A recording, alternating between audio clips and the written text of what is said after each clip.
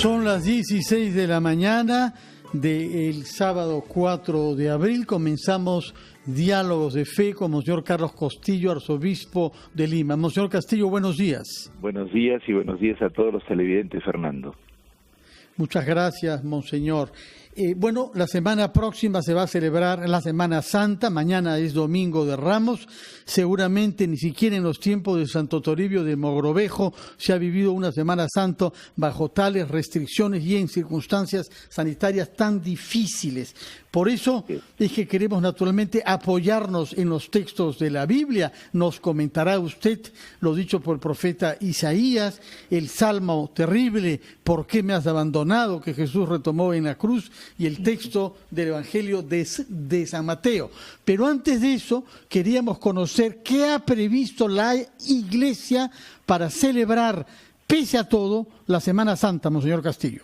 Bueno, hemos previsto, siguiendo también al Santo Padre, una Semana Santa austera y sobria, sencilla, en donde vamos a reducirnos a lo elemental, a lo esencial, y también nos va a ayudar para aprender a ser siempre una iglesia de lo esencial.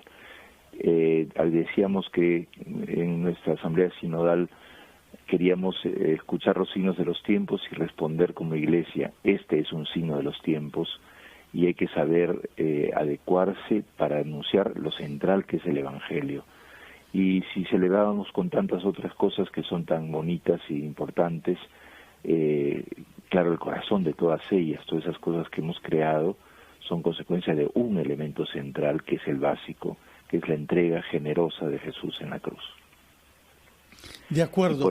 Y por eso es que resucita, porque el amor que está presente en esa entrega finalmente lo levanta a todos de la muerte. Eso es lo esencial y fundamental, y ahí tenemos que incidir en esta Semana Santa novedosa, extraña, difícil, que nos ha tocado vivir. Bueno, por lo pronto mañana tenemos, como todos los domingos, la misa en la catedral, la misa por el Domingo de Ramos, que será transmitida por radio y televisión a las 11. Será hecha prácticamente a puerta cerrada en la catedral. Así es, vamos a hacerlas austeramente, con los obispos auxiliares, el vicario general y 2 diáconos y un acompañante, el mínimo necesario para que no haya ningún tipo de peligro, ni para nosotros ni para la gente. Vamos a celebrarla a las 11 de la mañana y será televisada para todos, sí.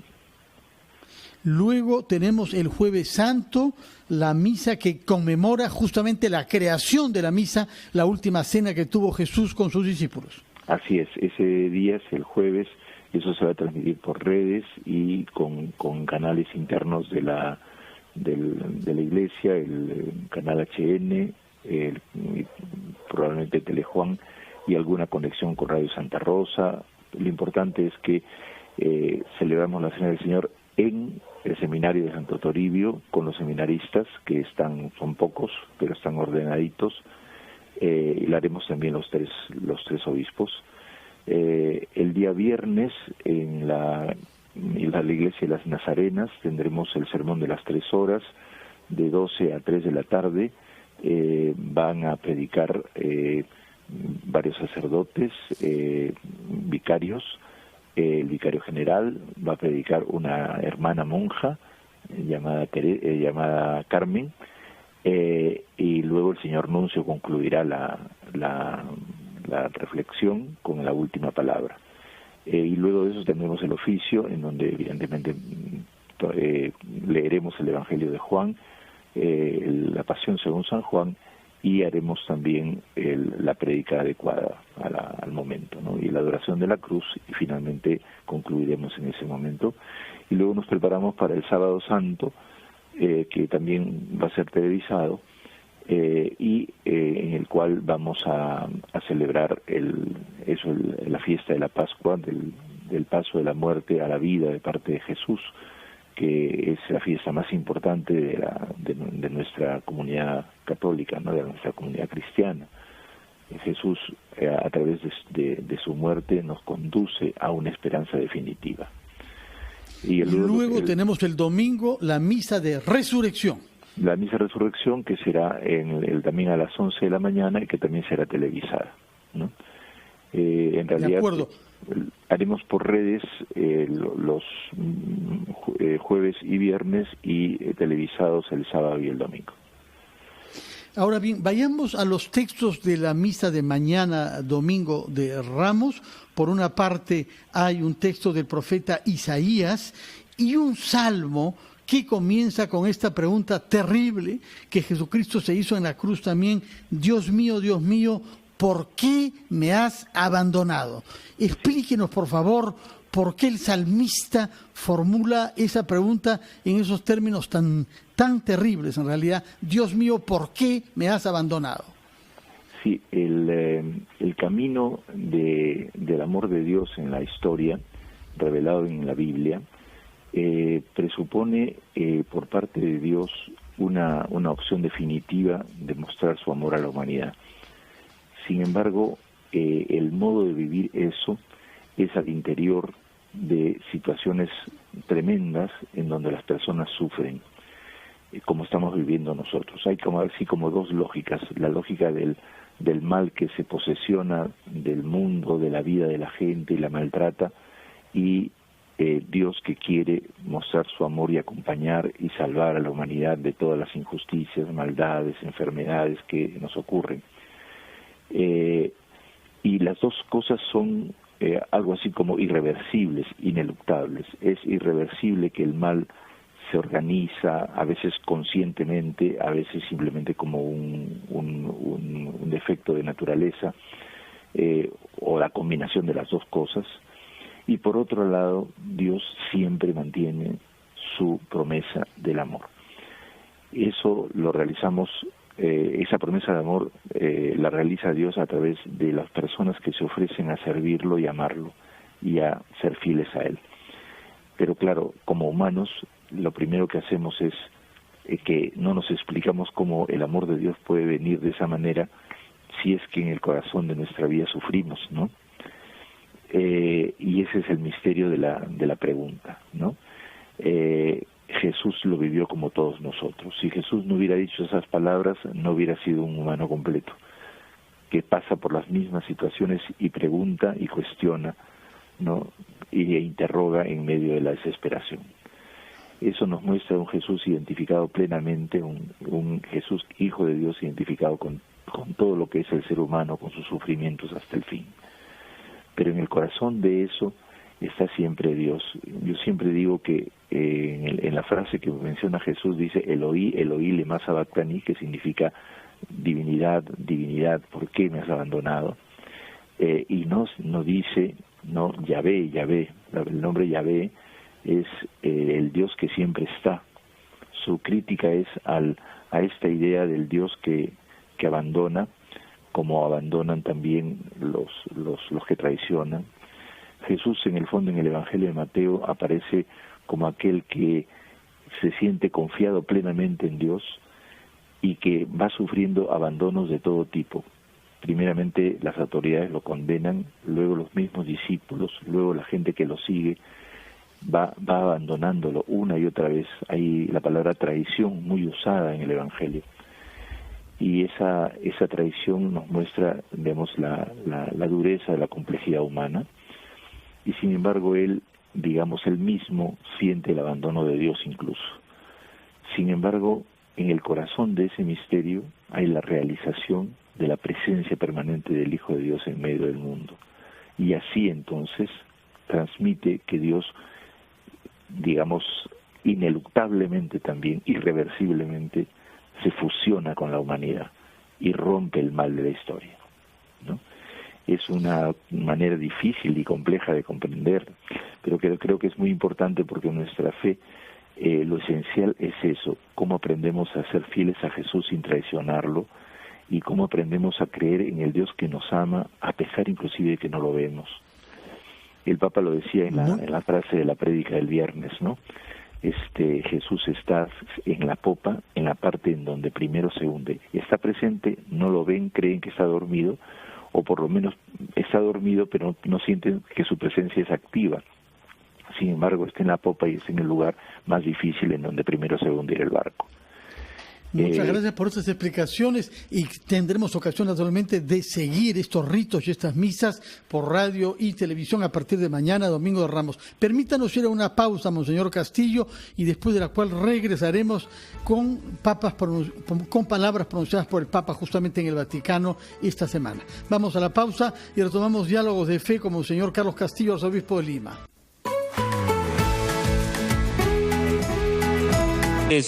Hermanos peruanos, antes de empezar mi intervención, quiero rendir un grato saludo desde el Parlamento al gran esfuerzo que está haciendo el personal. Desde ahora empieza a pensar en el después de la pandemia, a todos los problemas que vendrán, problemas de pobreza, de trabajo, de hambre. Oremos por todos los que ayudan hoy, pero también pensemos en el mañana, para ayudar a todos nosotros.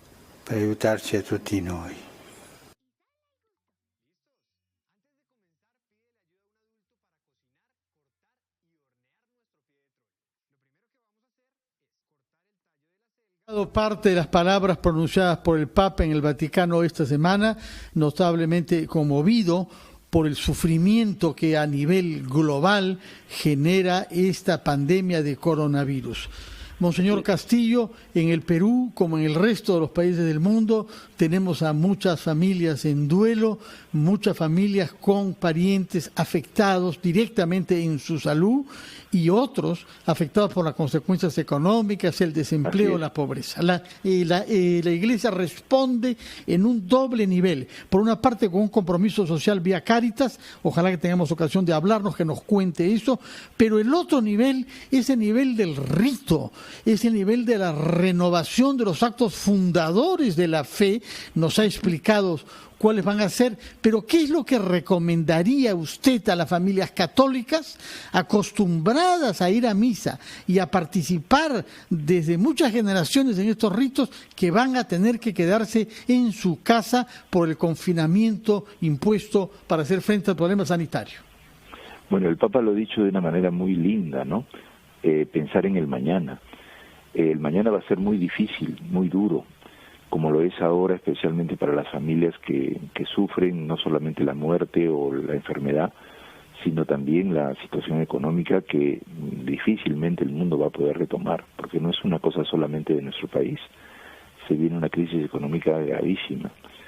Y entonces pensar en el mañana significa estar disponibles para repensar cómo debemos organizar la vida.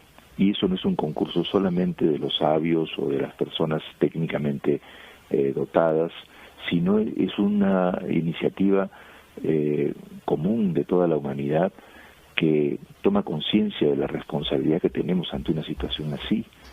Y en ese sentido es un llamado a la participación, si quieres tú, democrática, ancha, de toda la humanidad en la construcción del mundo que va a venir después de lo que vivamos ahora.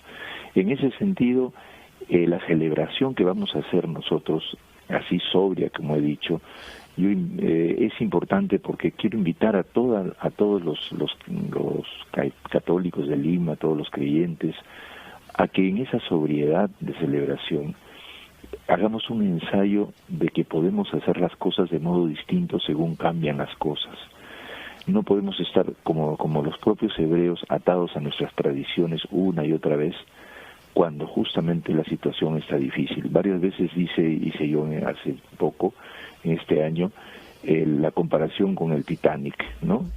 Se está hundiendo el Titanic y la orquesta sigue tocando. Nosotros no podemos, tenemos que enfrentar el asunto. Por eso en la Cáritas se han estado movilizando y está ahora ampliando con muchas personas el trabajo, inclusive en las parroquias. Y también desde el punto de vista de la oración y de la reflexión tenemos que intentar vivir con hondura el Evangelio que está en el corazón de nuestra religiosidad. El Evangelio es la fuente de todos los ritos que se han creado y por lo tanto podemos crear nuevos ritos en nuevas situaciones. Yo les pido eso sobre todo porque es verdad que soñamos vivir las cosas como siempre han sido. Lo que pasa es que las cosas ya no serán iguales en el futuro, por lo menos en el futuro próximo, porque estamos viviendo algo así como, por eso está representado mucho en el terremoto en que hay después de la muerte de Jesús en el Evangelio de Mateo. Se está cayendo un mundo. Se está cayendo un mundo que había prometido el oro y el moro con la globalización, y en realidad eran paredes muy finas que en cualquier momento podían estallar y convertirnos en un mundo líquido. Si creemos que vamos a vivir igual como hemos vivido hasta hoy, vamos a hacer una imaginación, digamos, ilusa. Por eso el Papa dice, pensemos en el mañana, cómo vamos a enfrentar juntos lo que viene, que va a ser muy exigente. Y entonces, en donde el Evangelio, lo elemental del Evangelio, no lo esencial, es lo que hay que vivir. En ese sentido, quería decirles también a muchas personas que están pidiendo que los sacerdotes vayan a ver a los enfermos, etcétera. Vamos a intentar hacer lo más adecuado, porque es complejo el problema, ¿no? Porque el contagio está a puertas en todo, es muy difícil. Sin embargo, el Papa decía, si alguien en una situación de urgencia quiere confesarse, puede hacerlo con Dios. Después, si hay oportunidad, recibirá la absolución. Pero ya cuando hago un acto de contrición, que pido perdón a mi Señor y le digo, yo quiero estar contigo y confío en ti, sus pecados son perdonados inmediatamente. Puede ser reafirmado luego por la absolución del sacerdote cuando haya posibilidad. Y si no la hay, ya está perdonado. Digo esto porque el atarnos a cantidad de ritos que tenemos no preveemos muchas veces situaciones de emergencia. Y cuando hay emergencia, las cosas tienen que verse dentro de la emergencia, ¿no? En ese sentido... ¿Qué cosas recomienda usted? Sí, perdóneme, justamente quería escuchar eso. ¿A qué invita usted a los católicos que quieren participar en la Semana Santa y en la medida de sus posibilidades al interior de sus casas? Así es, excelente. Yo creo que el recogimiento y el concentrarnos a través del compartir la oración, unidos espiritualmente, a pesar de aislados socialmente, nosotros podemos hacer mucho. Y recuerdo lo que dije la primera vez, así comenzó la Iglesia. Estamos como en los inicios de la Iglesia, recomenzando desde lo elemental, la familia, el pequeño grupo que se reúne, como Jesús, que la primera Eucaristía la celebró con sus discípulos a solas, en medio de una situación trágica. Y eso es lo que vamos a hacer ahora en las casas. Y yo les pido que cuando haya la misa y la televisamos, o vayan los oficios, como mañana también va a ser el Domingo de Ramos, en la familia acompañemos rezando las oraciones, uniéndonos en el Padre Nuestro, y así esa unión espiritual hace posible que toda la diócesis de Lima y toda la Iglesia se reconstruya como una iglesia sencilla. Y ese aprendizaje nos va a ayudar muchísimo, porque vamos a recordar estos momentos como cuando estuvimos en época del terrorismo, con toque de queda, y construíamos modos de vivir que sabían resistir a la situación. El Papa ha dicho justamente que esa esperanza que hay, si soñamos y si buscamos el mañana, nosotros vamos en medio de la situación difícil, viviendo en comunidad, viviendo y conversando y profundizando entre nosotros, rezando juntos, nosotros recibimos el don del amor de Dios para poder construir y enfrentar todo lo que viene. Necesitamos intensamente vivir ese amor y no dudar de él. Monseñor, el sábado pasado nos despedimos conociendo de su parte un video hecho por el arzobispado que ha producido mucho impacto, que realmente es muy intenso y muy bello, y eso presidió una bendición que ofreció usted al pueblo católico de Lima y del Perú en general. Le pediría que otra vez reitere esa bendición, porque hay mucha gente que siente aliento de oír las palabras de su arzobispo. En esta bendición quiero especialmente considerar a las personas que están enfermas y desesperadas porque no encuentran un sacerdote también. Y digamos en confianza al Señor: Señor, tú estás siempre con nosotros y no nos abandonas. Permítenos no abandonarte a ti en el momento del sufrimiento, y más bien saber entenderte y sentirte como aquel que murió por nosotros para que resucitemos a una vida nueva. Te pido perdón de mis pecados y confío plenamente en ti.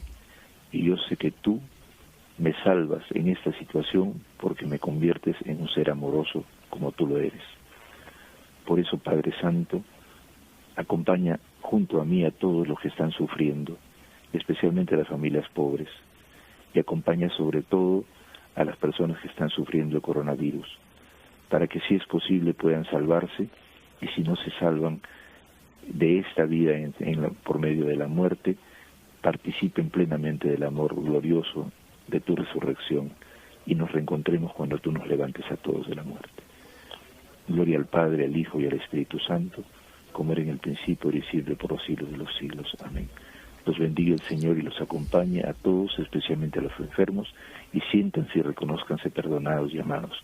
En el nombre del Padre, del Hijo y del Espíritu Santo. Amén. Muchas gracias, Monseñor Castillo. Estaremos viéndolo y escuchándolo mañana en esta misa que celebrará usted en la Catedral, Domingo de Ramos, a las 11 de la mañana. La Catedral estará vacía de gente, pero no estará vacía de significado y de emoción. Muchísimas gracias por su diálogo de fe y que pase usted una magnífica Semana Santa, Monseñor Carlos Castillo, arzobispo de Lima. Fue Diálogos de Fe. Quédense en sintonía de RPP, confianza por todos los medios. Muy buenos días.